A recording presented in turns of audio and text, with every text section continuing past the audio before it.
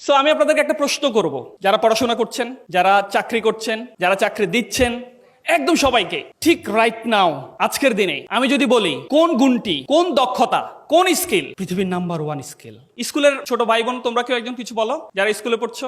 হ্যাঁ, একজনে বলছেন কমিউনিকেশন, তারপরে আমার ভাই যারা ব্যবসা বাণিজ্য করে ওনারা বলছে সেলস, তারপরে মেশিন লার্নিং, আচ্ছা তারপরে সফট স্কিল। সফট স্কিল তো একটা স্কিল না, এখানে অনেকগুলো স্কিল। এর মধ্যে আপনি কেমনে তাকাবেন, কেমনে হাসবেন, এগুলো সফট স্কিলের মধ্যে আছে, রাইট? ধরেন আমি আপনাকে প্রশ্ন করলাম যে নাম্বার 1 স্কিল কি, আপনি সেই স্কিলটা অ্যাচিভ করলে আপনি নাম্বার 1 হবেন। তা আপনি যদি উত্তর না দেন তাহলে কেমনে হবেন? লিডারশিপ আর পাবলিক স্পিকিং, মানে আমাদের মতো বক্তৃতা করা, এবং ওই যে পরবর্তীতে কারণ বাজার থেকে পচা ডিম নিয়ে আসো, ডিমগুলো মারা, বক্তৃতা যদি খারাপ হয়, তাই না? সো আর কেউ বলবেন? তাহলে আপনারা বলছেন নাম্বার 1, অনেকে বলছেন হচ্ছে পাবলিক স্পিকিং মানে কথা বলা। নাম্বার 2 আপনারা বলছেন কমিউনিকেশন স্কিল, অনেকে বলছেন সফট স্কিল। ওকে, আমি আপনাদের প্রত্যেকের সাথে সম্মানের সাথে দ্বিমত পোষণ করলাম। আমি উত্তরটা দেবো তার আগে একটু বলে আসি, আপনারা আমার সাথে পরবর্তীতে আশা করছি, হোপফুলি আশা করছি আপনারা আমার সাথে একমত হবেন। তার আগে বলেন যে চ্যাট জিপিটি ব্যবহার করি কে কে? মানে স্যার হচ্ছে অ্যাসাইনমেন্ট দিচ্ছে, ওইটা পারবো না, চ্যাট জিপিটিকে দিয়ে দিই, এই জন্যই নাকি?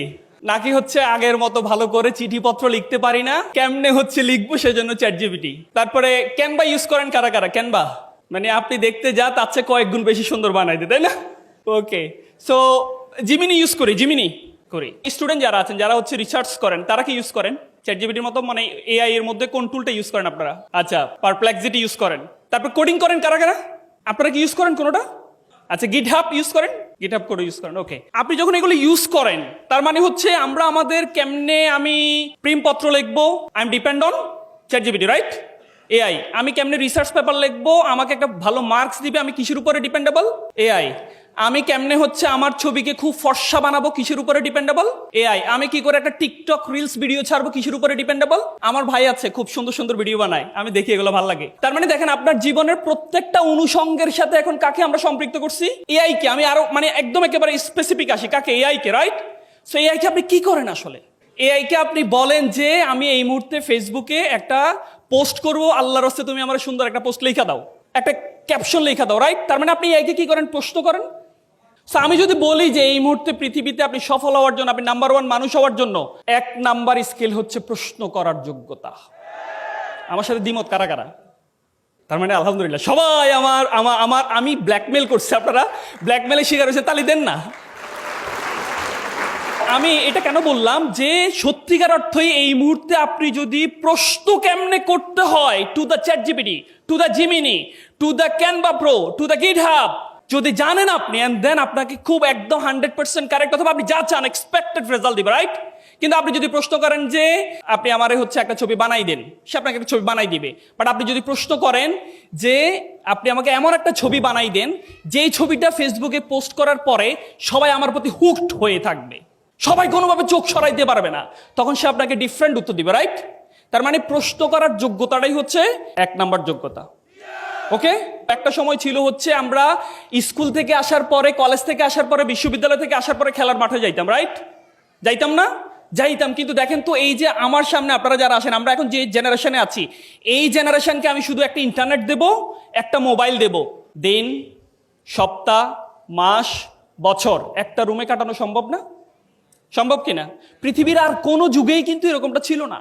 তাহলে এমন একটা যুগে আমরা আসছি এখন, আমি যদি ঠিকঠাক ব্যবহার করতে না পারি তাহলে আমারে ব্যবহার করবে। সো ঠিকঠাক প্রশ্ন করতে পারলেই হচ্ছে আপনি সঠিক উত্তরটা পাবেন। এখন আমি তাহলে আপনাদেরকে বলি যে আপনি ঠিকঠাক প্রশ্ন করতে পারবেন কি পারবেন না, এটা ডিপেন্ড করে কিসের উপরে? 2টা জিনিসের উপরে। নাম্বার 1 সি এর উপরে ডিপেন্ড করে। C critical thinking. এই থিঙ্কিংটা যদি যাদের আমাদের খুব ভালো হবে তারাই হচ্ছে ঠিকঠাক প্রশ্ন করতে পারবো। এন্ড নাম্বার 2 হচ্ছে প্রবলেম, যেটা সেটাকে ফ্রেম করা, রাইট ফ্রেমিং। আমি পৃথিবীর নাম্বার 1 গুণ বললাম, আপনাদের এই মুহূর্তে গুণ বললাম হচ্ছে আপনার প্রশ্ন কেমনে করতে হয় সেটা ভালো করে জানা, আর ভালো প্রশ্ন করতে পারার জন্য আপনার 2টা গুণ লাগবে। একটা হচ্ছে অ্যাকচুয়াল প্রবলেমটাকে সেটাকে ফ্রেমিং করা, এবং ভালো অ্যানালাইসিস করা, ক্রিটিক্যাল থিঙ্কিং করা। এই যদি করতে পারেন তাহলে আপনি ঠিকঠাক চ্যাট জিপিটি দ্বারা উপকার পাবেন, আদারওয়াইজ আপনি গোলাম হয়ে যাবেন।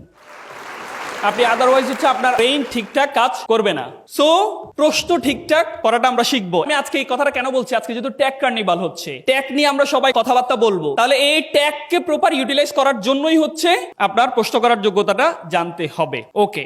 অনেকেই বলে যে আমাদেরকে বলে যে টেকনোলজির ভালো ব্যবহার করো, খারাপ ব্যবহার কইরো না। আবার ইদানিং অনেক অনেক ইসলামিক স্কলাররা বলছে যে এআই মানুষকে রিপ্লেস করবে কিনা, তাই না? বলে না আমাদের আমাদের আমরা যারা একটু চাকরি বাকরি একটু টুকটাক স্কিল শিখছি, এখন আমাদের আবার টেনশনে পড়তে হয় যে আমার জব যদি এআই নিয়ে চলে যায় তাহলে আমার কি হবে। আমি পার্সোনালি যেটা বিলিভ করি, আমি যে কোনো জায়গায় যাওয়ার আগে এআই থেকে আমি হেল্প নিই। যেমন আজকে আমি হেল্প নিয়েছি যে টেক কার্নিভালে যাবো, আমি কি বক্তৃতা দেবো, তুমি আমাকে লিখে দাও। সে আমাকে অনেক বড় মেসেজ লিখে দিচ্ছে, অনেক বড় বক্তৃতা লিখে দিচ্ছে, বাট সে আমাকে কেমনে ডেলিভারি করতে হবে, কখন টোনটা উঠানামা করতে হবে, কেমনে আই কন্ট্যাক্ট করতে হবে, কি বললে আপনারা হাসবেন, কি বললে আপনারা কান্না করবেন, এটা আমাকে বলতে পারে নাই। এটা আমাকে সে বলতে পারে নাই। সে আমাকে সফট স্কিল, একদম একেবারে কোর ইন্টারপার্সোনাল স্কিলগুলা এআই আমাদেরকে দিতে পারছে না। তার মানে হচ্ছে এআই মানুষ দ্বারা কখনোই রিপ্লেস হবে না। আমরা যারা ক্যারিয়ার নিয়ে ডিপ্রেশনে থাকি বা একটু টেনশনে থাকি, ইদানিং একটু বেশি হচ্ছে, যেহেতু এআই আসছে সবাই খুব চিন্তা করছে যে আমার জব যদি রিপ্লেস হয়ে যায় তাহলে আমাদের কি হবে। এআই কখনো আপনার ধানটা রান্না করে চাল বানাইয়ে আপনাকে খাওয়াই দিতে পারবে না, আপনাকে প্রসেস বলতে পারবে যে তুমি কেমনে কম সময়ে খুব দ্রুত প্রডিউস করতে পারো, এই জিনিসটা আপনাকে বলতে পারবে, কিন্তু আপনাকে এক্স্যাক্টলি খাওয়াই দিতে পারবে না। ঠিক আছে? সো এই টেনশন থেকে বের হয়ে যান।